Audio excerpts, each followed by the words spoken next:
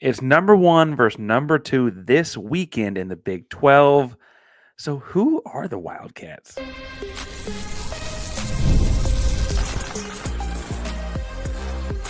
You are Locked On Coogs, your daily podcast on the Houston Cougars, part of the Locked On Podcast Network, your team every day. Welcome to Locked On Coogs, the daily podcast about your Houston Cougars. I'm your host, Houston-born teacher and coach Parker Ainsworth, and I'm joined by Damon of the PHNX of the All City Sports Group, covering all things Arizona Wildcats. Damon, I got to ask a bunch of questions. I got all kinds of things going on, but it's kind of cold in Texas. You live in the desert these days. Yep. Does it get colder in the day? I know the night's got to be cold in the desert, right? Like I got a hoodie on. I'm freezing right now. Yeah, it's a weird thing. I mean, I always talk about it. I'm from Arizona, born and raised, from Tucson, lived in Arizona my whole life. And you know, I'm a little bit of a baby when it comes to the cold for sure. But one thing I always tell people, and I think people underestimate this, we got a guy here at PHNX Sports that works, or he's from Alaska. Like he couldn't be from a colder place if he tried. And he even agrees with me on this. Like that, something about the cold weather here in Arizona, when it's dry, really, really dry, it hits you a little bit harder. Like you'll walk outside, it'll say 48 degrees, and you'll think to yourself, oh, that's not that bad. And it's like a painful 48 degrees with like the 0% humidity in the air. So I will say that it gets a little colder than you might think it does. But from a temperature perspective, it definitely, you would think that we're soft, no doubt about it. One thing is not soft, that basketball team. We're here to preview a little bit of a basketball matchup. Today's show is brought to you by FanDuel, America's #1 sportsbook. We got more on that fun later because we got a lot of hoops to talk about, Damon. And I feel like the Wildcats looking to get into the Big 12, make some noise like Houston did a year ago. Before we get to this Saturday, what has year one in the Big 12 been like, especially on the basketball side where Arizona's had such a great program for so long? Yeah, I mean, I think a lot of Arizona fans were super pumped, I think, from a basketball standpoint to get into the Big 12, just because the Pac-12 really hasn't been, I don't think very conducive for late season runs for Arizona. And I say that because Arizona kind of would run through the Pac-12 on a yearly basis, win the regular season, championship, win the conference championship in Las Vegas. And it, then you get to the tournament and all of a sudden, Arizona, I think more than probably any other program in the country is known for first round, second round, disappointing Sweet 16 losses, it's unfortunate to be that program. But I think that, that's certainly the reputation that we've earned ourselves. So, I think that was in large part because of the cupcake kind of schedule in the Pac-12. You're getting about 3 bids year in and year out in the Pac-12, and it wasn't helping Arizona develop, because Arizona would have, especially under Tommy Lloyd, really good non-conferences, run through the conference schedule, lose in the tournament. The thing I think that most Arizona fans are pumped about being in the Big 12 is night in, night out, feels like a tournament game. I know that they market that in particular on commercials and whatnot, and it's the truth.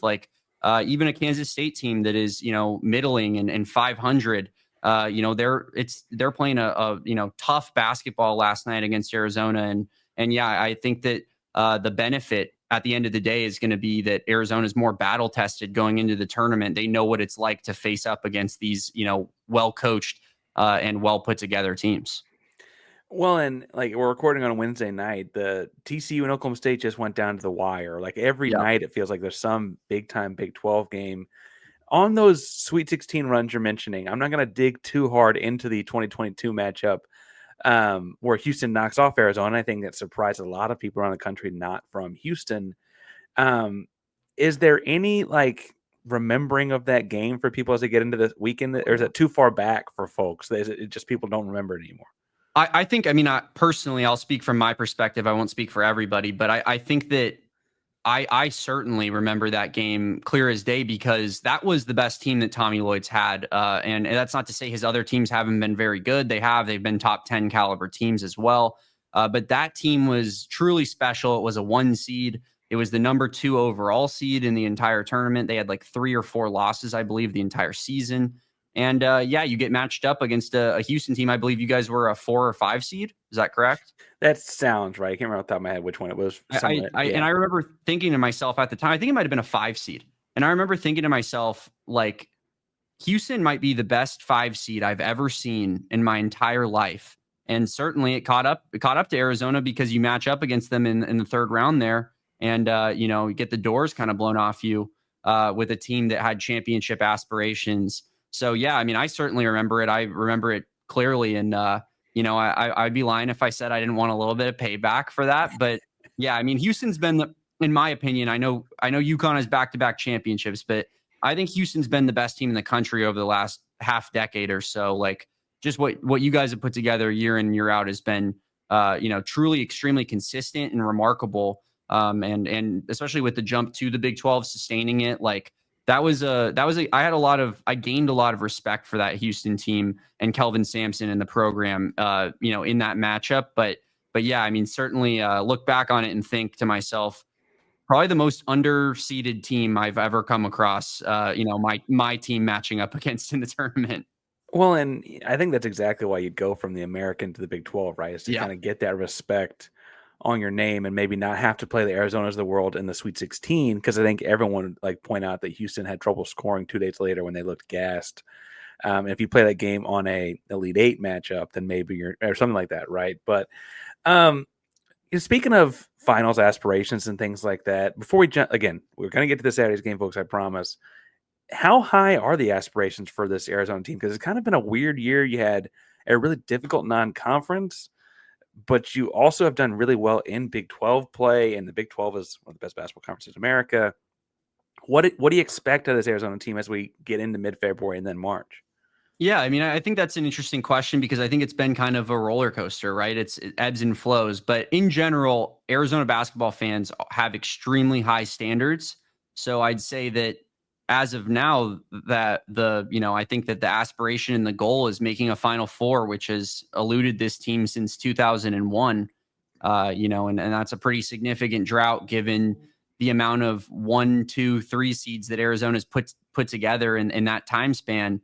So I think that that's kind of where people are at right now. There's a lot of, I think from a media perspective, like we're in, like you got to have a little bit more nuance when you go into, post games with losses and whatnot. Like season's not over, sky's not falling, but we're going to talk about what happened. I think the general consensus of the fan base is that, yeah, I mean, every loss is a total and complete disaster. Everything needs to change. Caleb Love is terrible. And, it's just, that's kind of the revolving door that we get every loss. But yeah, it's been a weird year, tough non-conference schedule. You lost a bit, basically every non-conference game matchup that was like a difficult matchup, that being Oklahoma, West Virginia in a tournament, and they had Tucker DeVries in that game, I will say. So that's a big factor for them there. Difference maker, I believe he hit 7 3-pointers against us in that game, in an OT victory for them there. And as well as UCLA, which was a big one because that's kind of our biggest basketball rival, blew a 14-point lead late in that one to lose. So it was kind of just Wisconsin at Wisconsin. They shot 45 free throws. Like everything went against this team in non-conference. Flip to conference schedule. Players kind of find out their roles a little bit more. We talked a little bit off air. Mo Krivas, who was projected to be Arizona's starting center going into the season, he's out for the year with a foot injury. And I think that actually, in a weird way, kind of benefited the team learning what the rotation was going to be and kind of setting it into stone more. You have a guy like Henry Vasar coming, into the rotation more, which he wasn't really expected to get a lot of playing time. And he's been very, very good for this team. So, I think as conference play has waned on, Arizona fans in general have had more and more confidence and higher expectations with that. So, I think that prior to this Kansas State loss, Arizona fans wanted to win the Big 12. And not that that's off the table now, but this Saturday matchup is going to be just pivotal when it comes to that Big 12 race, because if Houston pulls off the W there, Arizona has a lot of work and ground to make up. I want to talk about that and the Kansas State loss you just mentioned, because it felt like you caught Kansas State at the wrong time where Houston caught them at the right time. Yep. But before we get too far, I do want to remind you today's show is brought to you by FanDuel, America's #1 sportsbook. And when the game tips off, that's whether it's this weekend's college game or the NBA, the action is just getting started, and there's no better place to get in on it than with FanDuel. FanDuel can help you place live bets throughout the game. Even if you miss the opening tip-off, want to bet on a fourth quarter comeback in the NBA, you can stay in on the action. If you're looking for a bigger payout, you can combine your live bets into a same game parlay. Right now, new FanDuel customers can get $150 back in bonus bets if your first $5 bet hits. It's FanDuel.com. Join today. It's FanDuel.com for your shot at $150 back in bonus bets. Make every moment more with FanDuel, if it's a sportsbook partner of the NBA. So let's get into that a little bit, because I would have told you a month ago when Houston played Kansas State that honestly it looks like a bunch of teams that got, a bunch of guys that got bought, put on one team and go out and roll the ball and play together a little bit. Not a whole lot of cohesion or anything. And you saw a very different Kansas State team. Yeah. That's very normal college basketball. Teams get better over the course of the year. But I guess, did you see that one coming? Because I would have thought that team would have been not an easy win, but like a definite win for Arizona going into it. I think before Big 12 play started, we kind of, on our show on the AZ Wildcats podcast, we kind of did a rundown of the schedule. And that was a game that I had highlighted and marked for what could potentially be a loss, because I respect Kansas State's crowd in that away environment. Because that crowd was into it, and it definitely helped out Kansas State in that game last night. But yeah, I mean, I think it was definitely a game that we thought Arizona should win, but was a game that was totally up in the air. Kansas State had a great game plan. I think the game kind of went almost to a T of what they would have wanted it to be, which is, Arizona's not really shooting well from outside, and the paint is just being completely collapsed by Jerome Tang's defense. So, yeah, I mean, I wasn't necessarily like going into it being like, this is, we're going to lose this game. But I definitely thought to myself, this is one that, with the way Kansas State was playing, coming off 5 wins in a row, and the kind of the getting back to 500 in conference, the taking out Iowa State and Kansas along the way there. I had a lot of respect for that Kansas State team going into the game. And yeah, I mean, if you watch the game, it was extremely winnable for Arizona, in my opinion. Arizona shot 9% from 3, lost by 3 points. Caleb Love had a terrible game. And it didn't play in the way that Arizona wants to play basketball. And they still only lost by 3 points on the road against a team playing really, really well right now. So, the sky's not falling, but it certainly wasn't, a good loss at all. Arizona had probably their worst full complete game of the season, I would say, in Manhattan. So Caleb Love's an interesting guy. Talking about he didn't have a great Kansas State game. He's also had games he's won this year, and I'm sure you could detail like almost week by week how he's been up and down or what he's done well or not. Yeah. I will say though, I had a very fixed mindset on what Caleb Love was when he left Carolina, whatever that was, 18 months ago now. Mm-hmm. And I feel like Arizona's gotten more often than not the best version of that guy. He's on the screen here for the folks watching on YouTube because he is the high points man, but he's more than that, it feels like, too. What can you tell me about Caleb and what he's done in Arizona? Because I think a lot of us kind of thought we knew what he was before.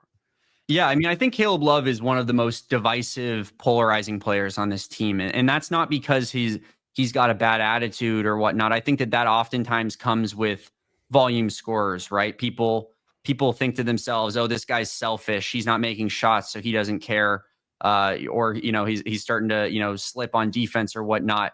I think Caleb Love just wants to win basketball games, and I'm a big Caleb Love fan because of that reason. He's significantly improved his defense going into this year. He's a better playmaker than he was last year, so he's upgrading other aspects of his game.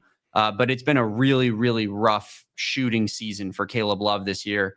He is the highest point scorer on the team. He takes the most shots on the team, but he's only shooting 36% from the field right now and around 30% from 3. So it's been a really tough year for Caleb from just a pure scoring standpoint. I think a lot of the looks he gets are the right looks. He's just, not making shots necessarily. But that being said, he is contributing in other ways. Like I mentioned, he's a good rebounder for being a guard as well. So, I think that Caleb provides a lot from a defense, playmaking, leadership perspective. And, he's not like a net negative out there just because he's missing his shots. He's in large part this season. I know you say the ups and downs. You watch that Iowa State game, as you mentioned, and he hits that big, buzzer beater at half court. Then he hits 2 threes in overtime and kind of puts the game on its head. But before that, I believe Caleb Love was something like 1 of 11 from the field prior to that half court shot he hit. And that's kind of been more of what we've seen from Caleb Love this season. He's been, in large part, from an offensive standpoint, pretty inefficient and pretty bad. So you could take that in 2 tokens. You could say, well, that's what he's been this year, and he'll continue to do that. Or you could say he's due to start having some good games because he's clearly a guy who's a great scorer, and it just hasn't worked out for him this year. So Caleb Love's kind of an enigma in that regard.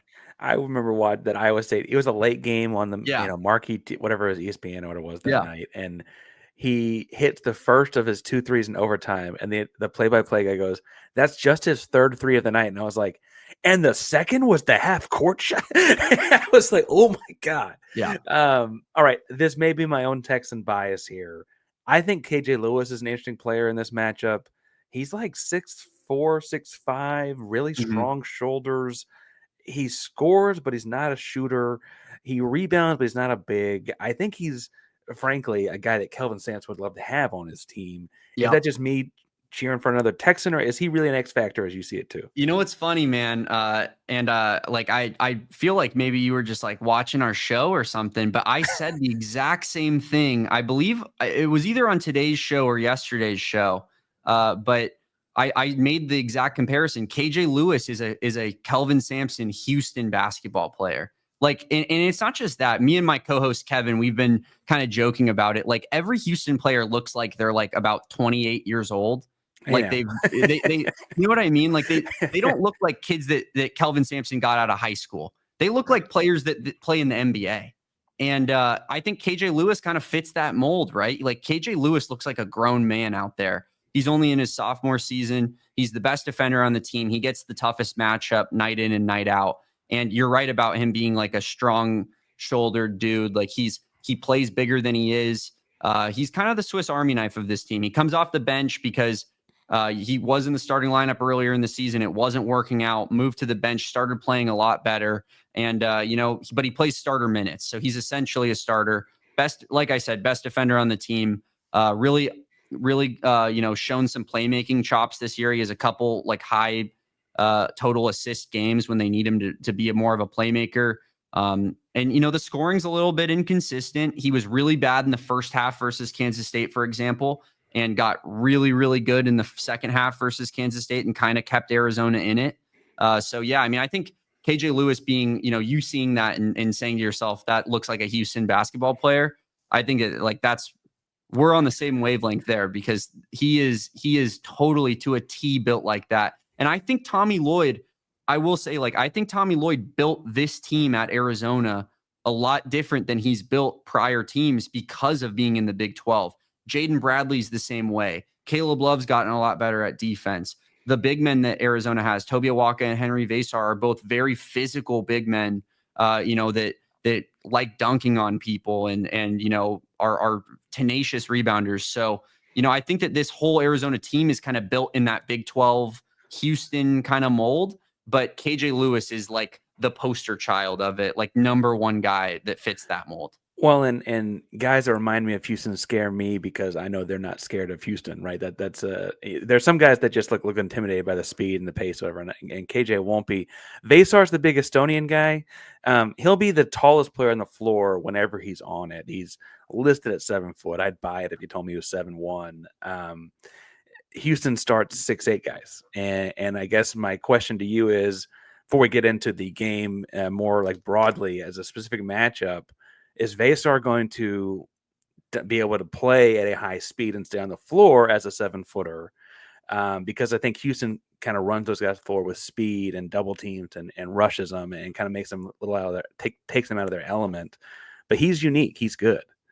Yeah, he's been an interesting player this year because I think Arizona fans had almost no expectations going into the year for him, and those expectations have continued to heighten as the season has played out, and he continues to play better and better. I think he's shown at times that he can hang out on the perimeter and guard a guy one-on-one for a little bit.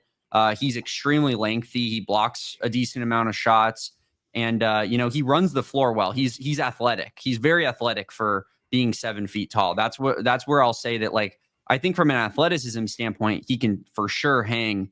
I guess I don't know how often, Houston is trying to work off of switches and whatnot. That would kind of be where my concern is with Henry Vesar. Is he going to be able to, hang with switches like that consistently? I don't know, but I'll tell you one thing that he has done really well this year, and that's take advantage of, playing a little bit smaller teams and, undersized teams. Like he cleans up really well around the rim. A lot of his points come from offensive rebounds, alley-oops, putback dunks. He's very vertical. He can jump extremely high for a guy that's 7 feet tall, and he moves to the rim with power. So I think that this is going to be a real litmus test for him. I don't really know what to expect out of Henry Vesar in this game.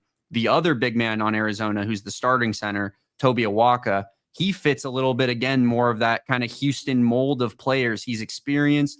He played at Tennessee last year, and has a ton of experience playing high level basketball from that.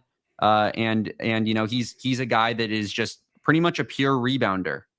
He gets in there and that's really what he does. He's 6'8". He's not like the tallest guy in the world, but very athletic, very tough. And he kind of was in some foul trouble versus Kansas State, and that hurt his game there. But he's been, before that, really, really, really good for Arizona. He was pretty much the best player versus BYU, and has had some other really good games as well. So it'll be interesting to see how those big men kind of fare. I think Awaka kind of fits the mold more of what you'll see against Houston typically. But there's definitely like a element of, can Henry Vesar exploit the matchup or vice versa when he's on the floor? And so that'll be something to monitor for sure.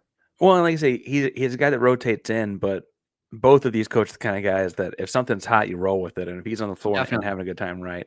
Awaka does strike me as a Houston guy. Again, he's a 6'8" big man, which means he's making up for it with strength and athleticism and so on. And generally speaking, wingspan is a big Houston thing too. And getting into this weekend matchup, Houston plays what is, I think, surprising a lot of people, an incredibly slow pace. They grind out defensive possessions, use all 35 seconds of the shot clock, or yada, yada, yada, right? Arizona, I didn't really pick up on watching it live, and then looking at the analytics was like, oh, they do play a really fast tempo. KenPom has them in 37th in the country as far as possessions per game, whereas Houston's in like the 300s. And is that because they're getting out and running in transition a lot? Is that because they shoot quick shots? This isn't the 7. I mean, you're a Phoenix guy. This in the 7 seconds or less Suns, right? Like what's the thought? I mean, do you notice it? Because I certainly didn't in the couple games I got to see, but you're seeing them every night. Yeah, I think in general, Tommy Lloyd teams play pretty fast. I don't have the numbers in front of me, but I'm pretty sure if you clicked on the tabs of all the years on KenPom, you'd see through the first 4 years of Tommy Lloyd that they're all fairly high tempo teams. What I will say to that, though, is that I think Arizona has a tendency to fall into the trap of exactly how slow tempo teams want to play against them. I feel like I see that fairly often, especially when it's a team like a Houston that is elite at what they do, not like a mid-major team that wants to play slow tempo, because Arizona can kind of dictate the pace there. But I think that if I had to guess, I would imagine that this game is a little bit more lower scoring and that it plays into Houston's hands more from a tempo perspective, because I feel like that's kind of what we saw versus Kansas State as well. Like Kansas State kind of wanted to slow it down a little bit and not let Arizona run in transition, because Arizona has athletes, man, and they fly, and Caleb Love can throw it down. Jaden Bradley, the point guard, can throw it down. Henry Vesar is pretty much catching a body week in and week out. Toby Awaka has a number 1 overall SportsCenter top 10 play on a poster dunk this year. That's not to mention K.J. Lewis, who's probably the most athletic player on the team. Carter Bryant, same token. So there's a lot of high flyers and guys that like to run with the basketball on this Arizona team. I think it's really a if I had to like pin it to something, I'd say that they like to run fast. They like to get out in transition and on the break. And rather than taking like super quick shots. But yeah, this is a team that, they like to play fast, but I do think that they kind of fall into their opponent's trap when they want to slow it down too often. This game this weekend is kind of a weird, like, mid-season Big 12 championship game in a lot of ways. Houston's 12-1, Arizona's 11-2. Yep. If Arizona were to win, then that would make both teams 11-2, and Arizona gets the tiebreaker. If Houston were to win, it kind of widens that gap between them and the rest of the conference by a lot. Houston still has to go to Lubbock. They have tough games. They have to go to Waco for Baylor, and Baylor's a whole different team at home and all of that. But is Arizona, I mean, they got to love that this game with this much important on it's happening right there in the desert, right? That's a big deal for them. Does that crowd understand the stakes, and is that going to be like amplified because of that? It's a 1:00 Central. It's a pretty early game out there out west, right? Yeah. So, I mean, I think Arizona fans eat, sleep, breathe basketball. So I guarantee everybody knows the stakes of that one. We've been talking on our show. I pretty much stuck the claim that this would be, I think the clinching game basically for Houston in the Big 12. I know that you guys have a really tough schedule down the stretch, but Arizona, they play some tough teams as well. Like Arizona still plays ASU, granted it's at home, but that's, a rivalry game. You never know. Right. They also play Houston, Iowa State again on the road this time, and Kansas on the road as well. So some tough games on Arizona's docket. It's the Big 12, we're used to it. But I do think that a 2-game lead with 7 games remaining would be enough for Houston. And I mean, it's a little bit earlier, but you'll come to realize this matching up against Arizona more so when you play them more games here. But Arizona's basketball crowd is I'd say it's an older crowd. It's definitely there's some jokes about like the McHale Grays, down in the lower bowl.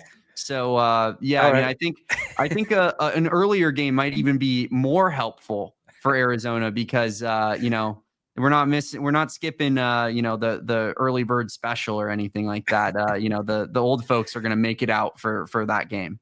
Right. Other schools, maybe even in Arizona, might have too many worries about a Saturday morning hangover. That doesn't seem like what you're talking about is going to happen here. Yeah. All right. I don't want to put you on the spot predictions if you're not comfortable with it, but like, how do you see this game playing out? I mean, Arizona's coming off of a loss. They have to feel kind of some kind of way about. Houston's finally had a few days off. Houston hadn't played since Monday. It is in Arizona, and again, they are very talented. How do you see this unfolding? Yeah, no, I want to look at this real quick here.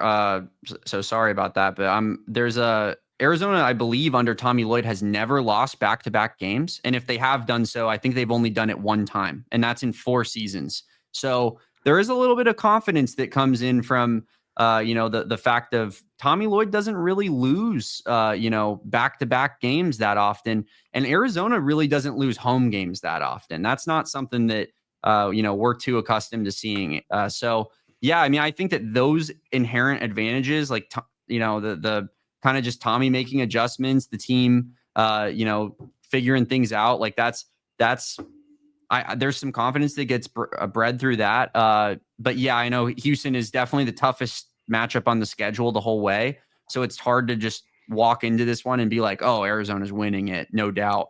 I expect Houston to probably be favored by like a 1.5 point total. I don't know if that's kind of where you're at. That's what my thought process. Got it at 2. FanDuel hadn't put a number out yet, but I'd bet it'd be between, it's either 1.5 or 2.5, something under a possession for sure. That's where I'm at with it. And I don't really know, man. I think it's so tough. Like this is one of the toughest predictions of the entire year. I think I'll go ahead and just say Arizona gets the W just because I want to be an optimist here. And I do think that we defend home court extremely well, and don't lose back-to-back games really. But yeah, I mean, I certainly wouldn't be shocked if Houston wins this one. Well, we bring it down each and every day here at Locked On Coogs, and so people can find us there every day. They probably know that at this point. Damon, this all-city sports thing is growing. There is no HSTN right now, but who knows, right? tell us a little bit about that on your way out and where people can find you and what all y'all are doing every day at AZ Wildcats. Yeah, for sure. So we just, we All City Network, kind of the vibe is there's everybody, there's I'm trying to think, 5 cities now, I believe, started in Denver, moved to Phoenix, Chicago, Philly, and now Dallas, and continually expanding, beats for every team in those cities, primarily football, basketball, but there are also, we still do our Diamondbacks pod aired today on PHNX Sports on this Wednesday. And then obviously we have our Arizona and our ASU coverage as well. So yeah, we're just basically covering the teams here in Phoenix, covering the teams in Dallas, covering the teams in Philadelphia, who obviously just come off of a unbelievable Super Bowl for them. So that was a fun moment for kind of the whole All City family there. But yeah, it's a blast, man. And we're looking to just expand everywhere, and hopefully we can get out there in H-Town soon, and get some Kelvin Sampson and coverage for your Cougars there. But yeah, I mean, I think, yeah, we're doing AZ Wildcats podcast. We're live at noon Pacific time every day, unless there's a post game show, where we'll obviously break down what all happens there. Yeah, you can follow me at Damon Dog. It's DAWG. You can see that there below on the screen. And yeah, appreciate the time, man. Thanks again for coming on, Damon. That's a Damon Dog, DAWG, on X or Twitter, or whatever you want to call it these days. And then that's the AZ Wildcats podcast or show across YouTube and all PHNX platforms, I guess, would be the way to find those things. Thanks again for coming on, Damon. Hope we have a fun one. I obviously I'm pulling for the Cougs, but we have a fun one on Saturday as the Big 12 dominates at least the first half of the day. There's another big SEC game later. I think we can take over the first half of the day. Go Cougs, man. Go Cougs.